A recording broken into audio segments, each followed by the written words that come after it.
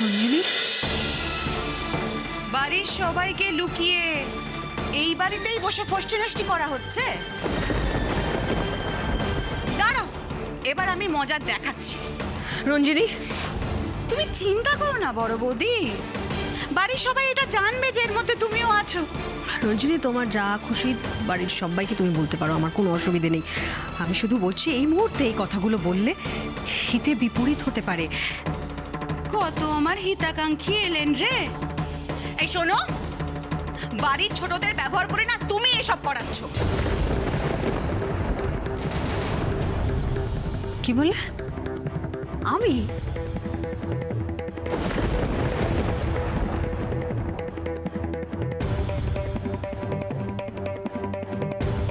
না দিদি, বৌদির কোনো দোষ নেই। বৌদি এসবের কিছুই জানতো না। আমি তোকে সবটা বলবো, সবটা বুঝিয়ে বলবো, সবাইকে বলবো। আমি কোনো অন্যায় করিনি দিদি, তুই শুধু কয়েকটা দিন আমাকে সময় দে।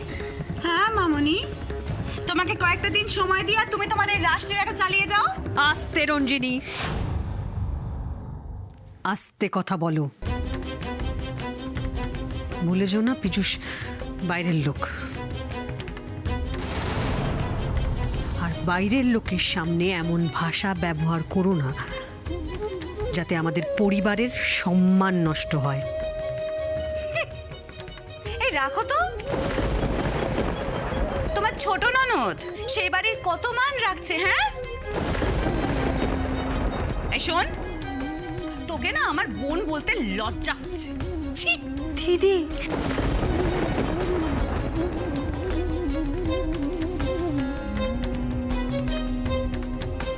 যাই, বাড়ির সবাইকে গিয়ে বলতে হবে তো আমাদের পরিবারের ছোট মেয়ে সে কত পরিবারের সম্মান রাখছে।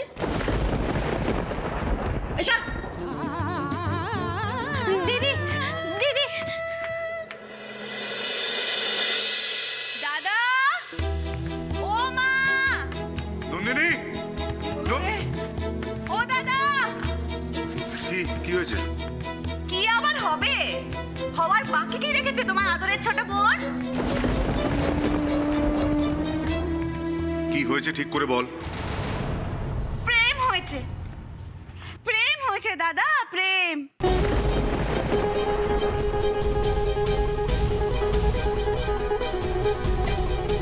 ওই মাস্টারের সঙ্গে বিদিশার প্রেম চলছে।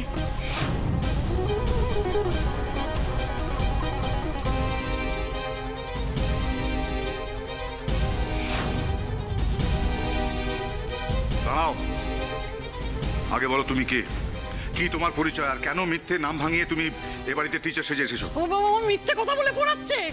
ওরে বাবা রে বাবা, এই কি সর্বনাশ, এই কি সর্বনাশ। এ তো দেখছি ডাবল বাটপার। মনীশ বাবু যে পীযূষের নাম্বার দিয়েছিল সেই পীযূষে নয়। তাকে তো ইনফ্যাক্ট এখন অব্দি এই বাড়ি থেকে কেউ কন্ট্যাক্টই করেনি। ভাগ্যিস ফোনটা করলাম, তাই জানতে পারলাম।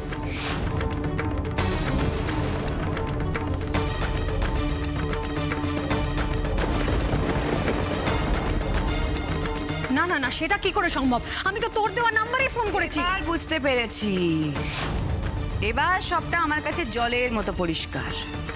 মানে মানে এই ছেলেটার সঙ্গে যে বিদিশার সম্পর্ক আছে তা বৌদি আগে থেকেই জানতো। ওদের প্রেমে মদত দেওয়ার জন্য তোমার রেফার করা টিচারকে না ডেকে এই ছেলেটাকে রাস্তা থেকে ধরে নিয়ে এসছে। ও বড় খোকা, দেখ দেখ দেখ, তোর বই কাণ্ডটা দেখ। ওরে মারে, কি দিন এলো। মিথ্যে কথা, এই সমস্ত মিথ্যে কথা। মিথ্যে কথা? আমি মিথ্যে কথা বলছি কেন? এই ছেলেটাকে নীলাদ্রি মাস্টার সাজিয়ে তুমি বাড়িতে ঢোকাওনি যাতে বিদিশার সাথে ওর প্রেমটা জমে ওঠে, যাতে মেয়েটার জীবনটা আর উচ্ছন্নে যায়। শোন রোমা, কারোর কথাতে নয়, আমি শুধু তোর দেওয়া নাম্বার। আচ্ছা তুই দাঁড়া, আমার কাছে ফোন নাম্বারটা আছে তো, আমি আনছি ফোন নাম্বারটা। আমার কাছে আছে ফোন নাম্বারটা।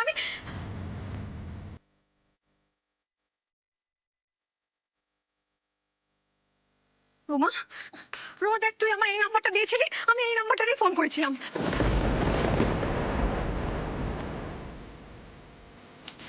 অসম্ভব দিভাই, এটা আমার হাতের লেখাই নয়।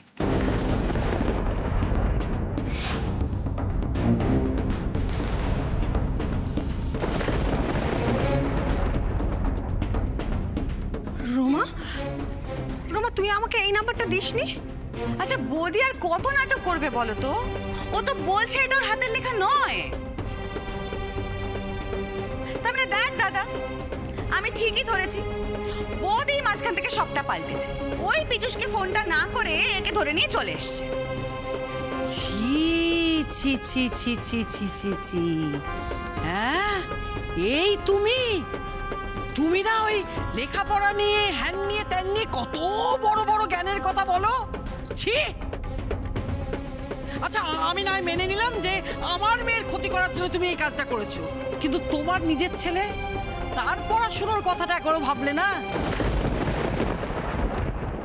এই কিরকম মা গো তুমি? দেখ মা আমি এই সমস্ত কিছু করিনি, এগুলো সব মিথ্যে কথা, এগুলো বানানো। আমি আচ্ছা তুমি একটা কথা আমাকে বলো, সেটা হচ্ছে যে এই রোমা রোমা তো তোমাকে নাম্বারটা দিয়েছিল, তাহলে সেই নাম্বার, হাতের লেখা, এমনকি টিচার, সবটা কি করে বদলে গেল? হ্যাঁ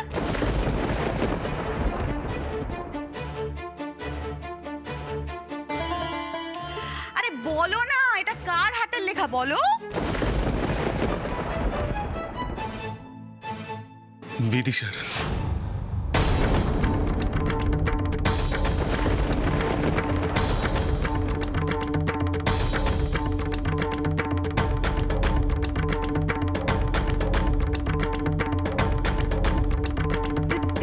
না বিদিশা, আজ আমাকে সত্যিটা বলতেই হবে, আর কোনো মিথ্যে নয়। আমি আপনাদের সমস্ত সত্যিটা বলছি।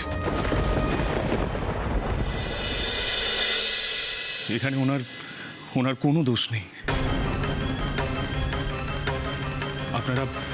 আপনারা আমার কথাটা শুনুন, একবার শুনুন, আমি আপনাদের সমস্ত সত্যিটা বলছি।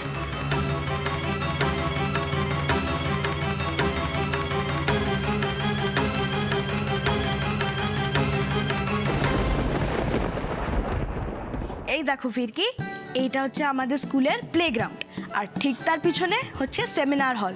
প্রতি বছর আমাদের এখানেই অ্যানুয়াল ফাংশন হয়। তুমি সিলেবাস পেয়ে গেছো ফিরকি? না না মধুজা, আমি এখনো সিলেবাস পাইনি। স্যার বলেছে কালকে স্কুলে গিয়ে সিলেবাস, ডায়েরি বুক সব আনবেন। আমার যে কি এক্সাইটমেন্ট হচ্ছে না ফিরকি, তুমি বুঝতেই পারবে না। এবার থেকে শুধু স্কুলের পরেই নয়, স্কুল খোলার পর আমরা সারা দিন একসাথে থাকতে পারবো, দারুণ মজা হবে। আমরা কিন্তু ক্লাসে পাশাপাশি বসবো ফিরকি। আমিও ক্লাসের ফাঁকে তোমার সাথে দেখা করতে আসবো ফিরকি। কই, আমি থাকতে তো আসিস না দাদা। কারণ আমি ফিরকিকে বেশি ভালোবাসি, তাই। কিন্তু নীলাদ্রি, মধুজা তো তোমার বোন, তোমার তো ওকে ওসব নিয়ে তোমায় ভাবতে হবে না ফিরকি, আমি সব জানি। কি জানো? কি রে, বলবো? বলে দেবো ফিরকিকে? ভালো হবে না কিন্তু মধুজা। কি কি বলবে তুমি মধুজা? প্লিজ মধুজা। তোমরা কি নিয়ে কথা বলছো? ও কিছু না, এই যে দাদা ভাই বলল তোমাকে বেশি ভালোবাসে, তাতে তো আমার রাগ করার কথা ছিল, কিন্তু আমার রাগ হচ্ছে না। কেন বলো তো? কেন? কারণ আমি তোমায় খুব খুব খুব ভালোবাসি।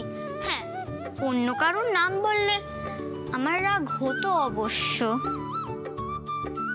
আমিও তোমাদেরকে খুব ভালোবাসি মধুজা। জানো, আমি হয়তো একদিন খেলতে এলাম না, আমার মনে হয় তোমাদের সাথে যেন আমি অনেক দিন খেলিনি। আচ্ছা আমি এখন যাই, বাড়ি ফিরে মা যদি আমাকে না দেখতে পায় তাহলে খুব রাগ করে। আর একটুখানি থাকো না ফিরকি। কিন্তু প্লিজ প্লিজ ফিরকি, আরো কিছুক্ষণ থাকো, তোমার আরো কত ফটো দেখানো বাকি। আমি আবার কাল দেখবো ফটো। এই তুমি আমাদের ভালোবাসো, একদিন একটু দেরি করে গেলে তোমার কি হয়? আচ্ছা আচ্ছা ঠিক আছে। এই দেখো ফটো।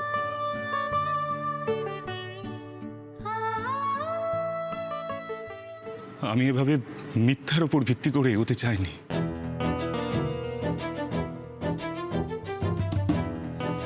কিন্তু আমার কোনো উপায় ছিল না জানেন।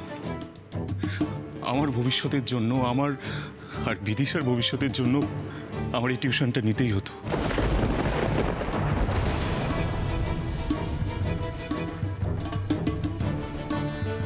আর তাই বাধ্য হয়ে এরকম একটা সিদ্ধান্ত নিতে রাজি হয়েছিলাম। কিন্তু আমার কোনো অসৎ উদ্দেশ্য ছিল না, বিশ্বাস করুন।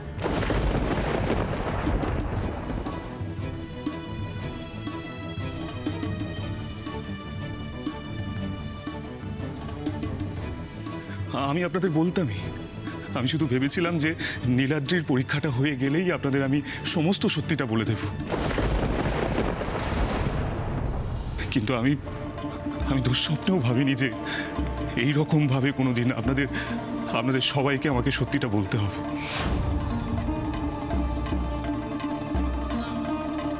সেদিন আমাকে খুব অপমান করেছিলিস না? এবার দেখ মজাটা কেমন লাগে। কি ভেবেছিলে তুমি সবটা সত্যি বললে তোমায় ক্ষমা করে দেব? তোমার মতন একটা ফ্রডের হাতে আমার বোনকে তুলে দেব?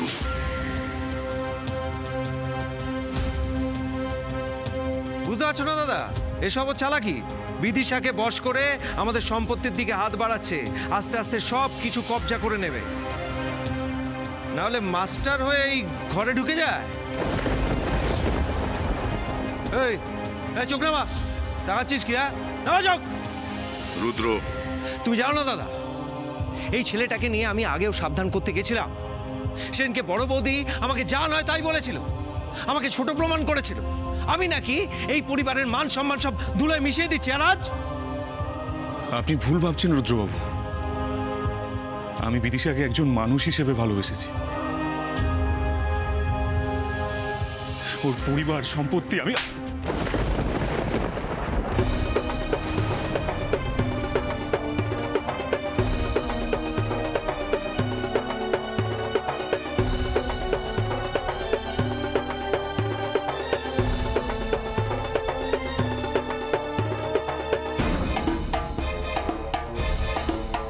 রুদ্র, ঘাড় ধরে ওকে বাড়ির বাইরে বার করে দে। আর এমন অবস্থা কর যাতে ভবিষ্যতে আর কোনোদিন বিদিশার দিকে চোখ তুলে তাকাতে না পারে।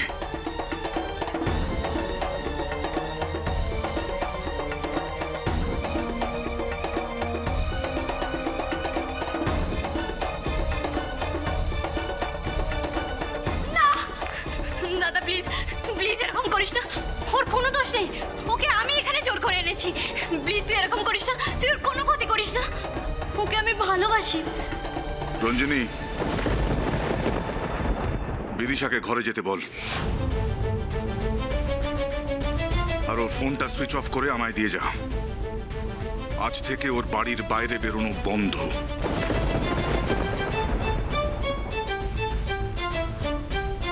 দিদি দিদি তুই প্লিজ দাদাকে কিছু বল। চুপ, চল ঘরে চল। দাদা দাদা প্লিজ এরকম করিস না প্লিজ।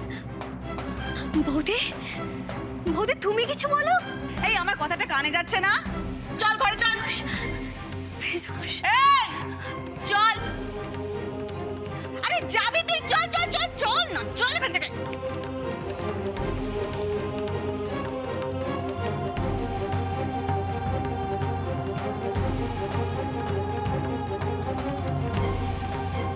এই বেরো বেরো বেরো, চল। এই শোন, মন দিয়ে শোন। রুদ্র সিনহা রায়ের লেজে পা দিলে কি হতে পারে সেটা তুই আজ টের পাবি। যা যা এখান থেকে যা।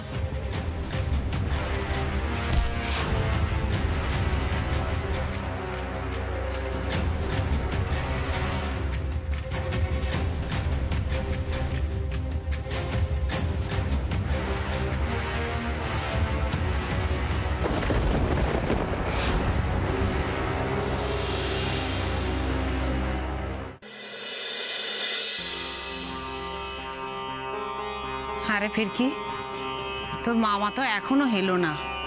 সে তো জানে যে সকাল সকাল স্কুলে যেতে হবে। এত দেরি তো হয় না কোনোদিন। আমিও তো তো সেটাই ভাবছি মা। নীলাদির বাড়ি থেকে তো আমি কাল একাই ফিরেছি, মামার সাথে আমার আর কথা হয়নি। কে জানে ভাইয়ের আবার শরীর টরীর খারাপ হলো না তো? এত দেরি তো কোনোদিন হয় না। মা তুমি বরং একটা কাজ করো, মামাকে ফোন করে দেখো। মামা যদি তখন না আসতে পারে তাহলে আমি আর তুমিকে সিলেবাসগুলো নিয়ে আসবো। না ফিরকে আমি বরং একটা ফোন করে দেখি।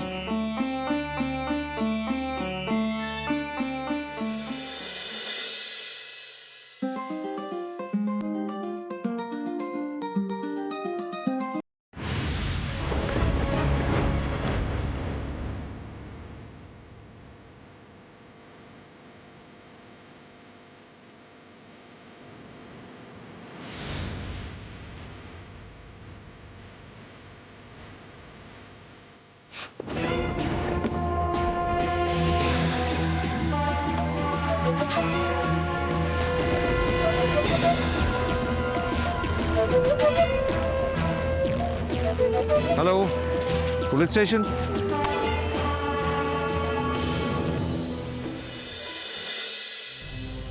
হ্যাঁ, কি হলো মা?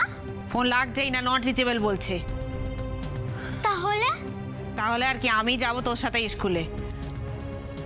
কি রে লক্ষ্মী, তোরা কি কোথাও বেরোবি নাকি?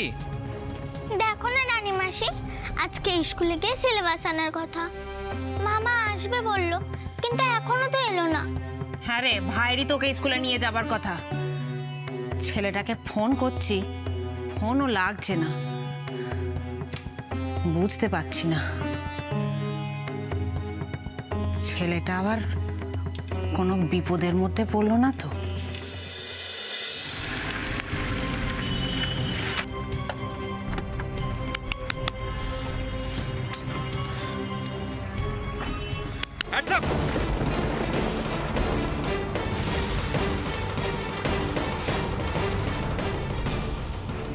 কি হয়েছে স্যার? মানে আমি ব্যাগে কি আছে? ব্যাগে স্যার ওই যা থাকে, মানে খাতা পেন বই এইসবই আছে। এই ব্যাগটা সার্চ করো তো, কি আছে দেখো। স্যার আমার মনে হয় আপনাদের কোথাও ভুল হচ্ছে। আমি একজন প্রাইভেট টিউটর স্যার, আর আমার কাছে এই যে স্যার।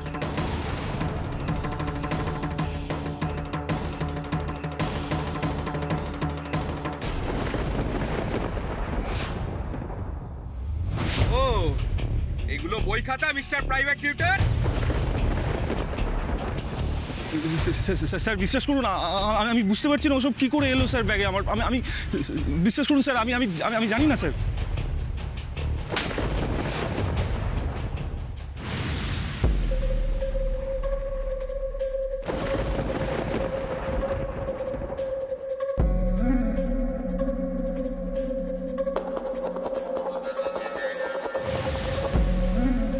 চল থানায় চল, দুটো রুলের বাড়ি পড়লে জেনে যাবি কোথা থেকে এইগুলো এসছে।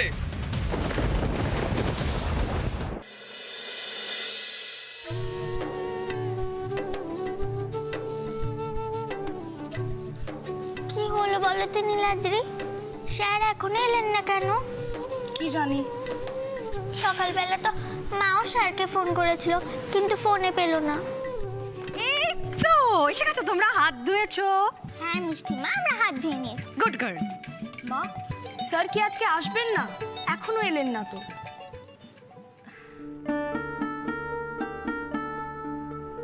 ঈশ্বর,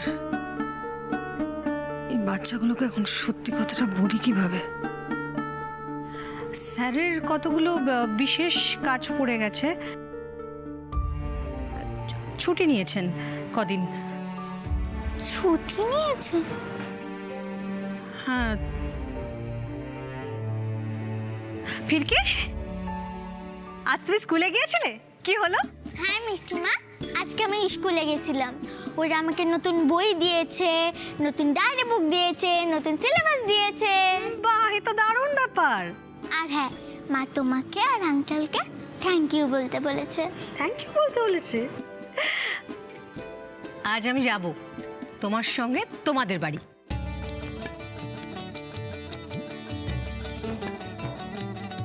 সত্যি বলছো তুমি মিষ্টি মা?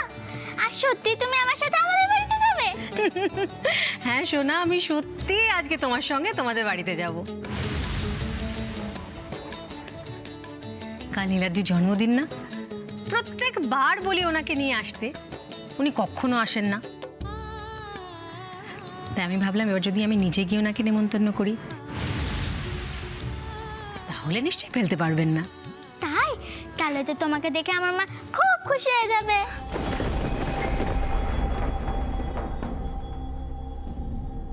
ওই ফ্রড মাস্টারটা বলেছিল না ফিরকি নাকি ওর কেমন আত্মীয় হয়। এতবার করে বলার পরেও ফিরকির মা এই বাড়িতে আসতে চায় না কেন? নিশ্চয়ই এর পেছনে কোনো রহস্য লুকিয়ে আছে। যে করেই হোক সেই রহস্যটা তো আমাকে জানতেই হবে। ফিরকি